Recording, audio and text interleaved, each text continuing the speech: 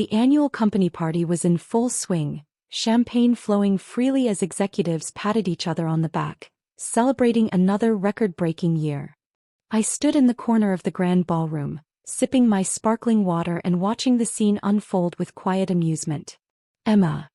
Marcus, my boss of 3 years, waved me over, his face flushed from too much champagne. Just the person I wanted to see. I walked over, already knowing what was coming. The email I'd received earlier that day from our building's management company had made everything crystal clear.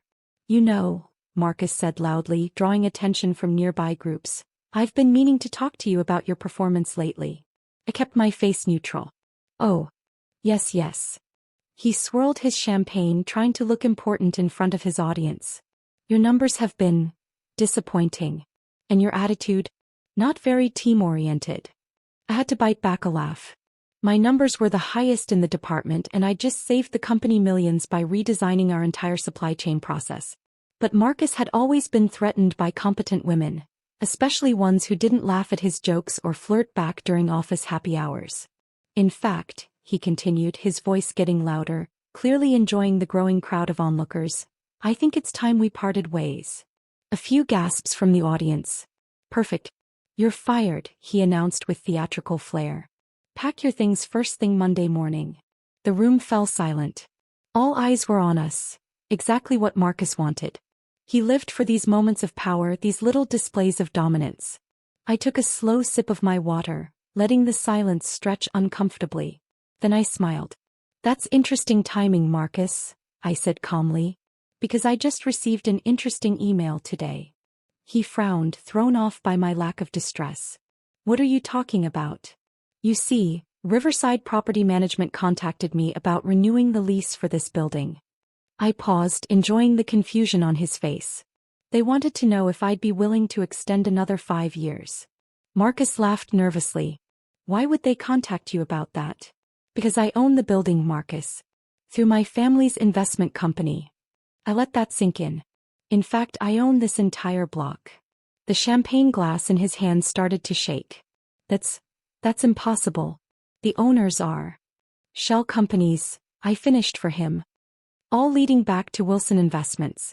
My grandfather started buying property in this area 60 years ago. I took over management when he retired." The color drained from Marcus's face as understanding dawned. All around us, people were whispering, some already pulling out their phones to Google Wilson Investments.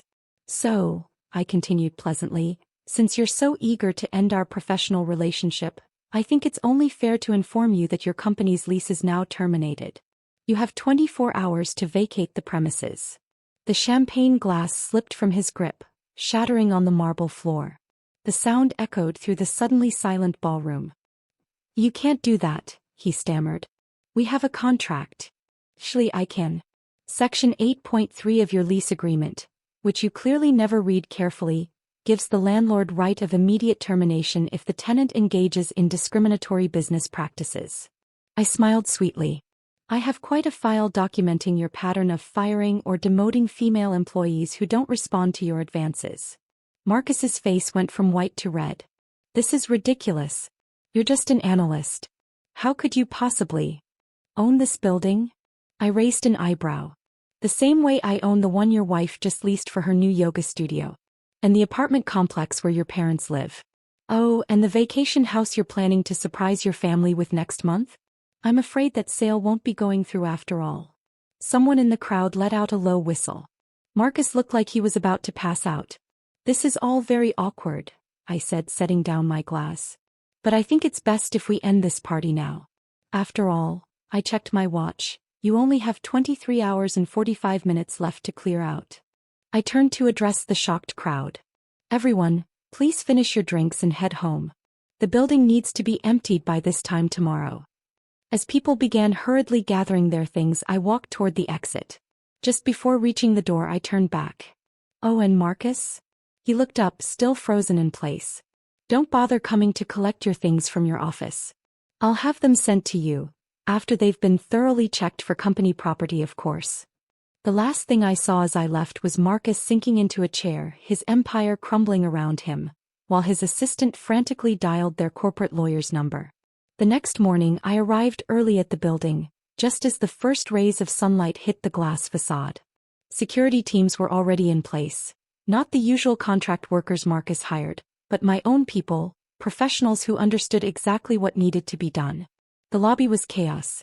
Employees rushed in and out, carrying boxes of personal belongings, while middle managers tried desperately to coordinate with moving companies. Marcus was nowhere to be seen. Ms. Wilson, my real assistant Sarah, appeared at my side. Unlike the young women Marcus hired for their looks, Sarah was a sharp-eyed former military intelligence officer who'd been working with my family for years. We've secured all the executive offices and IT infrastructure. Would you like to see what we found? I nodded, following her to the elevator. As we rode up to the executive floor, she briefed me on the morning's discoveries. The initial scan of Marcus's computer revealed several concerning files, she reported. Evidence of insider trading, embezzlement through fake vendor accounts, and... She paused, her expression darkening. A folder of inappropriate photos of female employees taken at company events. My jaw tightened. Send everything to our lawyers. And make sure those women are notified discreetly. The executive floor was eerily quiet. Through glass walls I could see officers from our security team methodically going through each office, documenting everything. Ms. Wilson. A shrill voice made me turn. It was Linda, Marcus's wife, still in her designer yoga outfit. There must be some mistake. Our lease for the new studio has been terminated, I finished firmly.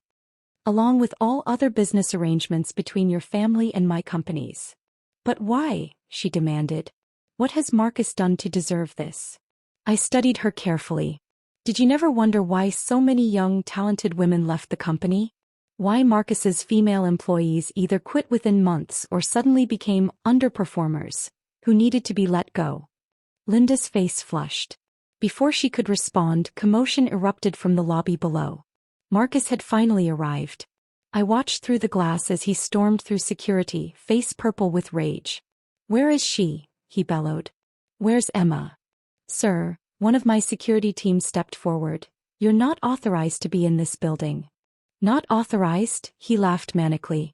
I built this company. I made it what it is. Actually, I said, stepping into view at the top of the stairs, you nearly destroyed it. The lobby fell silent as I descended the stairs, Sarah 2 steps behind me. Your ego, your abuse of power, your financial mismanagement. I listed off. It's all documented. The board has already received my report this morning, along with evidence of your various indiscretions. Marcus's face went from purple to ash white. You can't prove anything. Oh, but I can. I nodded to Sarah, who opened her tablet. Would you like to see the spreadsheet detailing every unauthorized fund transfer? Or perhaps the emails discussing insider trading with your brother-in-law? Linda gasped behind me. Marcus, what is she talking about? The SEC will be particularly interested in those, I continued. Though perhaps not as interested as the EOC will be in your pattern of harassment. Marcus lunged forward, but security intercepted him smoothly. You planted that evidence, he sputtered.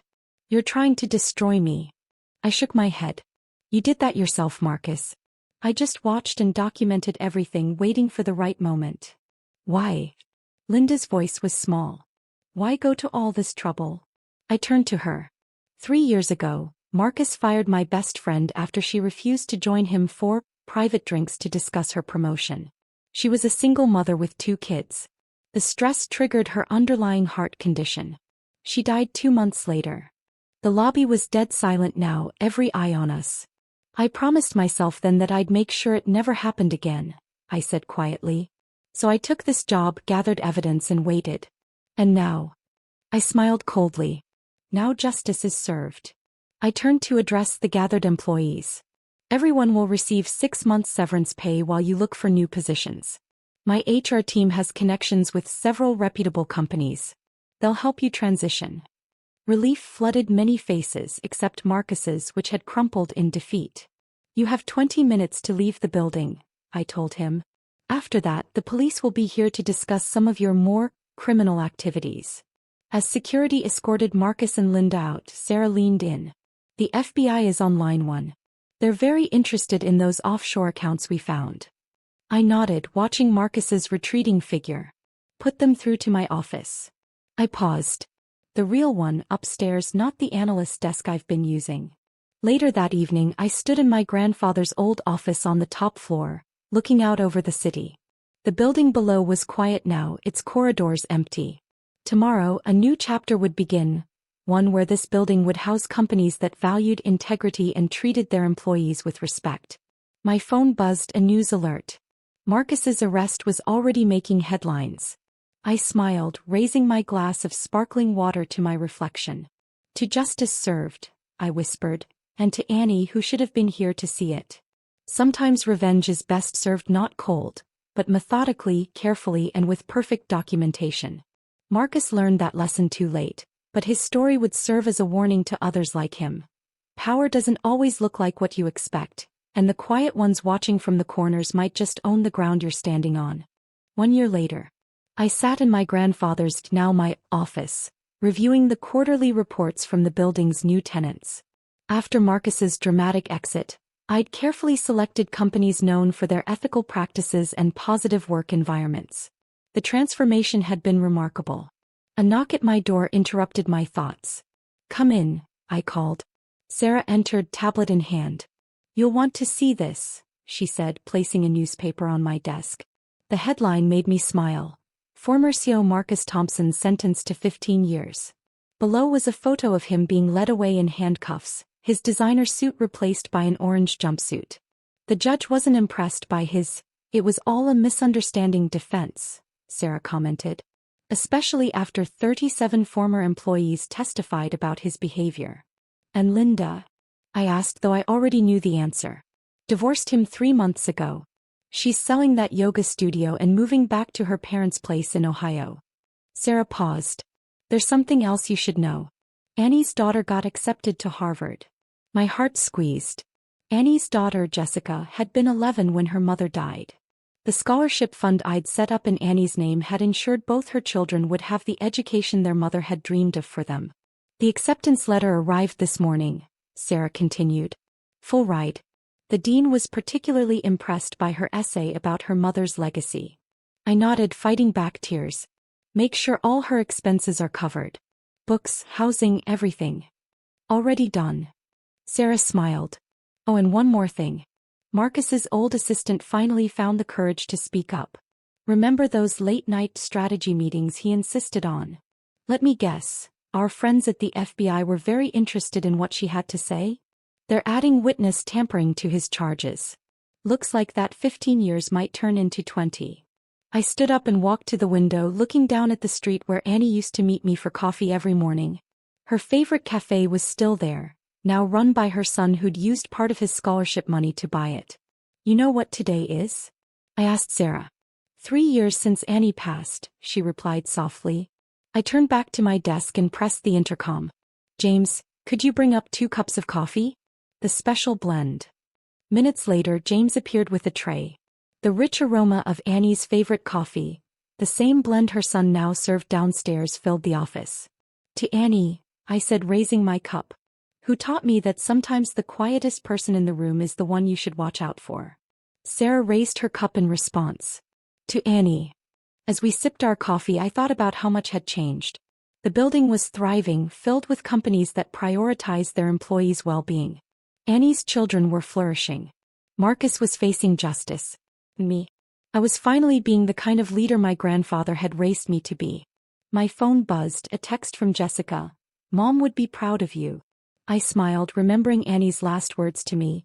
"Promise me you'll make them see what real power looks like." Looking around at what I'd built from the ashes of Marcus's empire, I knew I'd kept that promise.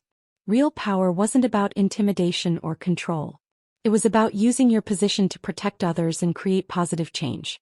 "Sarah," I said, setting down my cup, "let's talk about expanding the scholarship program. I think it's time we helped more children of workplace harassment victims get their education." As we began planning, I could almost hear Annie's laugh echoing through the office. She'd always said karma would catch up to Marcus eventually. She just never knew her best friend would be the one delivering it. Sometimes the best revenge isn't just about bringing down the bad guys. It's about building something better in their place. And as I looked out over my building, now a beacon of ethical business practices, I knew we'd done exactly that. Marcus had wanted to be remembered as a powerful CEO. Instead, he'd be remembered as the cautionary tale that sparked a revolution in corporate culture. Me? I was just getting started. A week after Marcus's sentencing, I received an unexpected visitor. Linda stood in my lobby, looking vastly different from the polished socialite who'd once stormed through demanding answers. Her designer clothes were replaced by simple jeans and a sweater, her perfectly styled hair now pulled back in a modest ponytail. "Ms. Wilson." Her voice was hesitant. "Could we talk?" I considered refusing, but something in her expression made me pause. "Come up," I said finally. In my office, Linda sat nervously, clutching her purse. "I found something," she said, pulling out a thick folder. "While I was packing up our house." I opened the folder and felt my blood run cold. Inside were photos, dozens of them, of different women who'd worked for Marcus over the years. Each photo had notes on the back, personal details, vulnerabilities, ways to pressure them into compliance. "Annie's in there," Linda whispered. I knew something wasn't right back then, but I convinced myself I was being paranoid. I found Annie's photo, dated 3 weeks before her death. Marcus's handwriting on the back read, "Heart condition, use stress as leverage." My hands shook with rage. "He deliberately..." I couldn't finish the sentence. "Yes," Linda nodded, tears streaming down her face. "When I found these, I took them straight to the FBI. They're adding more charges. He won't be getting out at all now." I studied her carefully. "Why are you showing me this?" "Because I owe it to those women. To Annie. And..." She took a deep breath. "I want to help. I'm starting a foundation for workplace harassment survivors. But I need guidance, someone who knows how to make real change happen." I leaned back, considering. "You understand this won't be easy? You'll face backlash from your old social circle, from Marcus's supporters." Linda straightened her shoulders. "I've spent 20 years being the perfect silent wife. I'm done being silent.